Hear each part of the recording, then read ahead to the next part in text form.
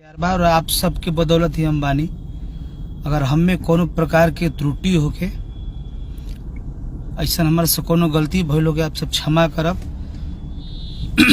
जैसे कि एगो गीत पर बड़ी विवाद हो गई हल्का, हम ना सोचल कि आप सबके ठेस पहुंचे। हमरा खातिर सब समाज आपन बा, सब कोई हमार आपन ह। नेताजी होकस चाहे अदर कास्ट होकस, चाहे जे भी हमारे सुनता चाहता, सब कोई हमारा आपन ह।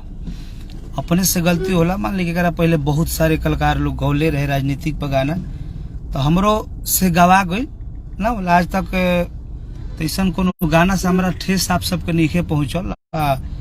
आप सबके समाज खातिर हम सबसे पहले गाना हम ही गौले रहनी से न रहनी। जे भी हमारे समाज से भाई बा लोग तो लोग खातिर सबसे पहले गाना शुरुआत हम ही गौले रहनी। और हम ना जनी के गाना से आप सबके ठेस पहुंची, ना तो हम ना गौले रहती।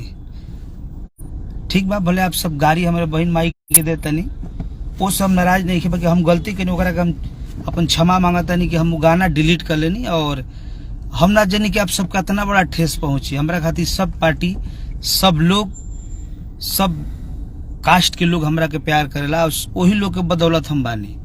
और आप सब के बिना खुद आदमी अधूरा रहेला।